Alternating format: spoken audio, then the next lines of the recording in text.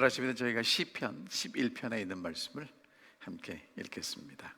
시편 11편입니다. 피셨으면 다 함께 교독하겠습니다. 내가 여호와께 피하였거늘 너희가 내 영혼에게 새같이 내 산으로 도망하라 함은 어찌민가.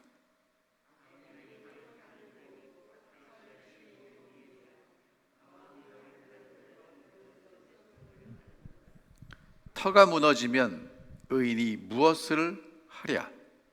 여호와께서는 그의 성전에 계시고 여호와의 보좌는 하늘에 있으며 그의 눈이 인성을 통촉하시고 그의 안목이 그들을 감찰하시도다. 여호와는 의인을 감찰하시고 악인과 폭력을 좋아하는 자를 마음에 미워하시도다.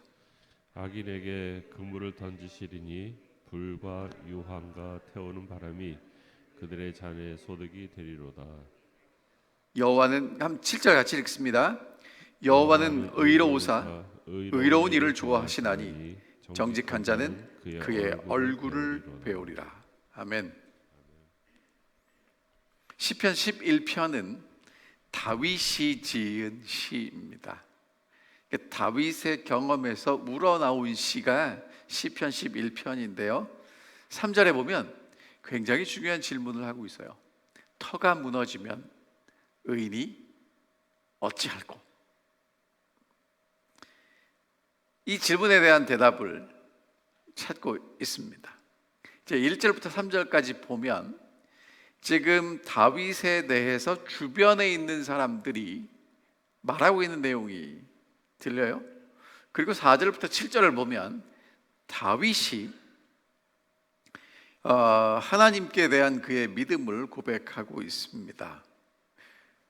상황은 똑같은데 이야기하는 바라보는 시각이나 하는 내용이 달라요.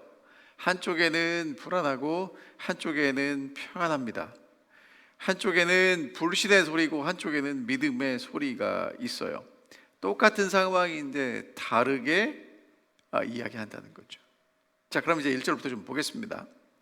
내가 여호와께 피하였거늘, 그러니까 지금 다윗의 상황이 어디론가 피해야 되는 상황입니다. 여호와께 피했어요. 그런데 사람들이 뭐라고 얘기를 하냐면 새같이 산으로 도망하라고 얘기합니다. 자, 왜 그런 얘기를 하냐면 2절에 보니까 악인이 활을 당겨요. 그리고 활을 시위에 먹입니다. 이게 무슨 얘기를 하는 거냐면 악한 사람이 활을 쭉 당겨가지고 거기다 뭘 넣었어요? 화살을 넣었어요. 그 다음에 뭐라고 말씀하시냐면 마음이 바른 자를 어두운 데서 쏘려고 한답니다. 그러니까 지금 이 악인이 마음이 바른 사람을 쏘려고 활을 당겨서 화살을 넣고 밝은 데 있어요? 어두운 데 있어요? 그럼 여러분 밝은 데서 어두운 데가 보입니까? 안 보입니까? 어두운 데서 밝은 데는 보이는데 밝은 데서 어두운 데는 안 보이거든요. 그러니까 지금 다윗은 피해서 도망가야 되는 상황이고 다윗을 핍박하고 억압하는 그 악인은 어두운 데서 지금 다윗이 보이지 않는 데서 뭘 하고 있어요? 활을 당겨서 화살을 시위에 먹이고 쏘려고 당기고 있어요. 여러분, 새가요 이렇게 있다가 굉장히 소리에 민감한데 위험을 느끼면 어떻게 합니까? 후룩 날아서 어디로 갑니까? 어디로 가요? 저 멀리 날아가지요. 산으로 갑니다. 그렇죠? 지금 다윗에게 이 상황이 다윗은 지금 대단히 어렵고 몰리고 쫓기고 도망해야 되는 상황이고 다윗의 원수는 활을 당겨서 화살을 시위에 먹이고 언제 화살이 날라올지 모르지만 화살이 날라올 수밖에 없는 상황이에요. 그러니까 주변에 있는 사람들이 야, 이런 상황에서는 새가 날아가는 것처럼 너도 어디로 가라는 거예요? 어디론가 날아가야 되잖아 라고 얘기하는 것이라는 겁니다. 그런데 다윗이 시작을 뭐라고 했어요? 내가 여호와께 피하였거늘. 다윗은 이미 여호와께 피했어요. 그런데 주변에 있는 친구들은 자꾸 새처럼 산으로 도망가랍니다. 자, 여러분 보세요. 새가요, 사냥꾼이 지금 자기를 쏘려고 한다는 것을 직감하고 푸드득하고 어디로 날아갔습니다. 그러면 그 위험은 피할 수 있어요. 그런데 날아간 곳에서 또다시 위험을 피하고 안전하다는 보장이 있습니까? 없습니까? 없어요. 다윗이 그것을 아는 거예요. 그래서 다윗이 뭐라고 시작하냐면 내가 여호와께 피하였거늘. 나는 이미 나의 반석이고 방패가 되시고 요새가 되시는 하나님께 피했는데 왜 자꾸 나보고 산으로 도망하라고 그러니? 상황이 지금 대단히 어렵고 안 좋은 것 알고 있다는 겁니다. 언제 죽을지 몰라요.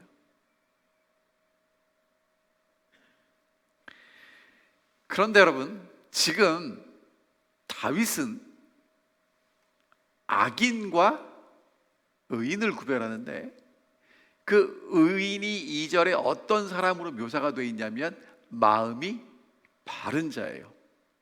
제일 마지막 7절에 보면 정직한 자입니다. 그러니까 지금 나는 하나님 앞에 어떤 사람으로 선다는 거예요? 마음이 바른 사람, 정직한 사람으로 서기 때문에 나는 지금 여호와께 피하겠다고 얘기를 합니다. 그런데 정말 중요한 질문이 나와요. 터가 무너지면 의인이 무엇을 할 수 있겠냐? 여러분, 터는요, 지금 우리가 밟고 서 있는 이 땅을 얘기하죠. 특별히 성경에서 터라고 얘기할 때 다른 성경을 보면 어떤 의미가 있냐면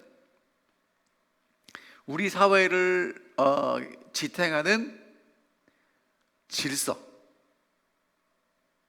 기본적인 도덕, 정의, 그런 게 의미가 있어요. 그러니까 이제까지 내가 믿고 의지했던 기본적인 사회의 정의와 도덕이 무너지면, 더 쉽게 말하면 약자를 보호하고 가난한 자를 돕고 해야 되는 일들이 무너지면 어떻게 하냐는 거예요. 그때 주변의 사람들이 자꾸 뭐라고 얘기를 하냐면 새처럼 도망가라고 얘기합니다. 여러분, 우리 주변에서도 때로는 나도 모르게 내 앞에 있는 사람들에게 뭐라고 얘기를 하냐면 야, 지금은 뭔가 좀 해야지 라고 얘기할 때가 있어요. 성경에 보면 예수님이 십자가의 길을 걸어가시겠다고 얘기를 하니까 베드로가 뭐라고 얘기를 했냐면 절대로 가시면 안 됩니다. 절대로 가시면 안 됩니다. 사도 바울이 예루살렘의 마지막 3차 전도여행을 끝내고 올라가라고 했더니 절대로 올라가지 말라. 그러니까 우리 주변에서 정말 우리를 위한 마음 진심 어린 충고를 할 때 그 충고가 새처럼 산으로 피하는 충고들이 있어요. 근데 여러분, 정말 여러분과 제가 해야 될 일은 뭐냐 하면 여호와께 피하는 일입니다. 터가 무너질 때, 내가 의지할 수 있는 모든 것들이 다 무너질 때 의인들이 할 수 있는 일이 무엇인가? 여호와께 피하라는 것이죠. 지금 다윗의 이야기잖아요. 다윗의 이야기를 보면 정말 다윗의 이야기는 기름 부음 받고 골리앗과 전쟁에서 이긴 다음에 계속해서 어렵고 힘든 길을 걸어가요. 근데 그 길이 언제 끝날지도 몰라요. 사울이 다윗을 죽이려고 끊임없이 노력합니다.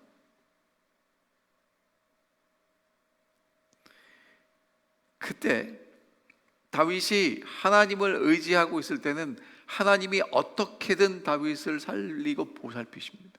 근데 나중에는 다윗이 지쳐가지고 블레셋 사람 땅에 가요.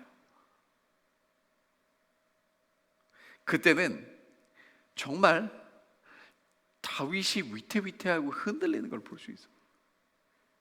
그러니까 어디론가 가서 거기에 가서 도움을 얻을 것 같은데 정작 가보면 거기에도 또 다른 사람이 나를 향해서 활을 쏘려고 준비하고 있다는 것입니다.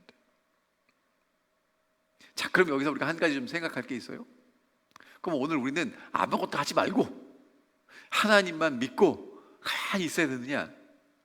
자, 그 예루살렘을 포로로 갔다 돌아오면서 예루살렘을 회복하는 사람들 중에 대표적인 사람이 에스라가 있고 느헤미야가 있어요.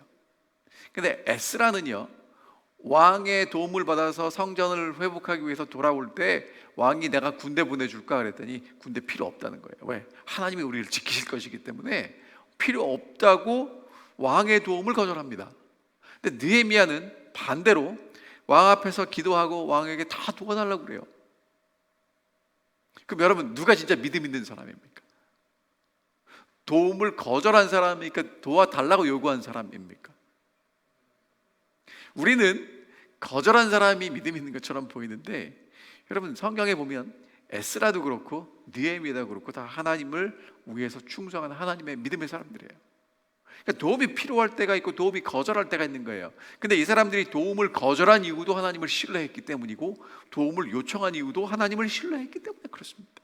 그러니까 우리는 자꾸 드러나는 것을 가지고 이 사람이 하나님을 신뢰한다, 신뢰하지 않는다라고 생각할 수도 있는데, 여러분 진짜 중요한 건 어디론가 피하고 무엇인가 하는 것. 그럼 다윗이 도망을 안 갔어요? 도망갈 때가 있거든요. 하지만 정말 중요한 건 우리의 마음이 어디를 향하고 있느냐예요. 우리의 마음이 무엇을 향하고 무엇을 바라보고 있느냐라는 것입니다. 자, 그래서 이제 4절부터 보면 다윗이 여호와께 피한 것, 나는 새처럼 산으로 도망가지 않을 이유를 설명하고 있는데 하나님이 보이는 겁니다. 하나님이 성전에 계시고 여호와의 보좌는 하늘 위에 있습니다. 여러분, 보좌라는 얘기는요, 그 위에 앉아서 통치하신다는 거예요. 지금 내 눈에는, 사람들 눈에는 그렇게 보이지 않을지라도 하나님은 하나님의 성전에 계시고 여호와는 하늘 보좌에서 통치하고 계시다는 겁니다. 근데 그 하나님이 뭐 하시냐면요, 그의 눈이 인생을 통촉하고 그의 안목이 그들을 감찰하고 계세요. 하나님이요, 지금이요, 하늘 보좌에서 다 지켜보고 계시다는 거예요. 지금 우리 눈에는 세상이 어우러진 것 같고 정의가 사라진 것 같고 나만 억울한 것처럼 느낄지는 몰라도 하나님은 하나님의 보좌에서 지금도 앉아 계시고 쫙 지켜보고 계시다는 겁니다. 이걸 믿을 수 있는 사람은 여호와께 피할 수 있는 거예요. 이걸 믿지 못하는 사람들은 새처럼 어디론가 도망가야 되는 것입니다. 자, 5절에 보니까 이렇게 말씀하세요. 여호와는 의인을 감찰하시고 악인과 폭력을 좋아하는 자를 마음에 미워하시도다. 하나님이 하시는 일이 뭐냐면 의인을 감찰하세요. 그러니까 여러분, 의인이 잘했나 못했나 이렇게 막 조사하는 게 아니고 의인을 지켜보고 계시는 겁니다. 여러분, 여기서 의인은 진짜 말 그대로 의로운 사람이 아니고요, 마음이 정직한 사람이에요. 하나님 앞에 바르게 서고자 하는 사람입니다. 자, 이거를 이렇게 생각하시면 안 돼요. 이 악인과 의인을 탁 나눠서 내가 피해를 당하니까 나는 의인이고 그럼 나를 그렇게 만든 사람은 악인이고, 그렇지 않아요. 나도 어느 자리에 설 수 있냐면 악인의 자리에 설 수 있고 활을 당겨서 누군가를 쏘려고 할 수 있다는 거예요. 자, 어떤 사람이 정말 의인이냐면요, 마음이 바른 사람이고 하나님 앞에 정직하게 서는 사람입니다. 자, 하나님께서 어떻게 하실 거냐면요, 악인에게 그물을 던지실 거예요. 새처럼 피해서 도망갈 수밖에 없는 나는 사냥꾼 앞에 사냥감 같은데, 이제 그렇게 나를 해하려고 하는 사람들이 하나님 앞에는 뭐가 되는 겁니까? 하나님의 그물에 잡힐 수밖에 없는 사람들이 된다는 거죠. 불과 유황과 태우는 바람이 그들의 잔에 소득이 되리라. 여러분, 하나님이 없다고 큰 소리 치면서 하고 싶은 대로 다 하고 살았던 소돔과 고모라의 사람들이 어떻게 됐습니까? 불과 유황으로 심판을 받았죠. 마찬가지입니다. 오늘 하나님이 안 보이기 때문에 없다고 생각하고 내 멋대로 살아가는 사람들, 이렇게 심판으로 끝나게 될 것입니다. 자, 그러면 결론이 뭐냐면요, 7절입니다. 하나님은 의로우시고 의로운 일을 좋아하시는데, 그럼 하나님이 좋아하시는 사람이 뭐냐? 정직한 사람이에요. 그리고 여러분, 마지막 결론이 뭐냐면 하나님이 정직한 사람에게 복을 많이 주셨다고 그렇게 나와야 되는데, 다윗이 생각하는 최고의 축복과 보호가 뭐냐면 하나님의 얼굴을 뵙는 것입니다. 여러분, 하나님의 얼굴을 뵙는다는 게 뭐예요? 우리가요, 살아가다가 사이가 좋고 관계가 좋으면 그 사람을 보고 얼굴을 피하지 않죠. 근데 조금이라도 껄끄러운 게 있으면 그 사람 보고 어떻게 합니까? 그래서 피하죠. 하나님께 피하는 사람, 도움을 얻기 위해서 하나님께 쫓아가는 사람도 있고요, 정말 하나님의 얼굴을 바라보는 것이 나의 축복임을 깨닫고 하나님의 얼굴을 바라보는 사람이 있다는 것입니다. 정말 하나님을 정직한 마음으로, 바른 마음으로 바라보고 하나님께 피하는 사람들이 받을 수 있는 최고의 축복이 무엇인가? 하나님의 얼굴을 뵙는 것입니다. 여러분, 야곱이요, 형 에서가 400명 데리고 군사들 데리고 자기를 이제 죽이려고 쫓아올 때 밤새도록 기도하고 고민합니다. 씨름합니다. 그리고 마지막에 하나님이 다윗에게 주신 축복이 뭐예요? 브니엘, 하나님의 얼굴을 뵙는 것입니다. 그 다음에는 두려움이 없어요. 왜? 누가 나와 함께 하시니까. 하나님이 나와 함께 하시니까. 자, 다시 이제 3절의 질문으로 돌아갑니다. 터가 무너질 때 의인은 무엇을 할 수 있을까요? 어디로 도망가야 되겠습니까? 자, 여러분, 이 말씀이 오늘 여러분과 제게 진짜 중요한 이유가 뭐냐면, 우리가 다 예수 그리스도가 속히 오실 것을 알고 있습니다. 이제는 징조를 모을 이유도 없어요. 분명히 오실 것입니다. 그러면 많은 우리 성도들이 예수님 오시는데 어디로 가지? 여러분, 어디로 갑니까? 정말 제가 어렸을 때 진짜 예수 그리스도의 재림을 준비하겠다고 산으로 들어가신 분들이 계세요. 진짜 산으로 가셨어요. 제가 전에 있던 교회에서 시골이 교회인데, 거기 그 동네가 너무 세속적이라고 그 동네에서 더 산으로 들어가세요. 재림 준비하시겠다고. 어디로 가시겠습니까? 자꾸 산으로 가려고 그래요. 어디론가 가려고 그래요. 무엇인가 도움이 있을 거라고 생각합니다. 여러분, 그때 우리가 해야 될 게 뭐냐 하면, 무엇을 하고 어디로 도망가는 것이 아니라 하나님이 하나님의 성전에 계시고 하나님의 보좌에 앉아 계시고 지금도 온 세상을 그러니까 감찰하고 바라보고 지켜보고 계심을 믿는 것이에요. 그리고 하나님께 피하는 것입니다. 저는 그것을 어떻게 한마디로 요약하냐면, 예수 잘 믿으라고 얘기합니다. 그거 외엔 답이 없어요. 예수 그리스도를 잘 믿는 게 정말 우리가 할 수 있는 최선의 일입니다. 예수 믿으면 예수가 우리를 책임지실 것입니다. 근데 예수를 대충 믿으면 나머지는 우리가 책임져요. 터가 무너지면 의인이 무엇을 하랴? 여러분, 터가 무너져도 됩니다. 누가 계시면? 하나님이 계시면. 자, 그런데 하나님이 계시다고 다 되는 게 아니라 우리가 하나님 앞에 정직한 마음으로 서야 합니다. 그래서 이 아침에 저희가 기도할 것입니다. 하늘아버지, 오늘 우리를 살펴주시고 우리가 정말 하나님 앞에 정직하게 설 수 있게 해주십시오. 내가 무엇을 하든지 그것보다 더 중요한 것이 내 마음이 영원히 흔들리지 않는 보좌에 앉아 계신 하나님께 피할 수 있게 해주십시오. 여러분, 그것이 우리가 이 아침에 기도할 수 있는 최고의 기도이고, 그리고 그렇게 확신하는 우리는 한 주일을 또 믿음으로 승리하며 살아갈 것입니다. 터가 무너지면 의인이 무엇하랴.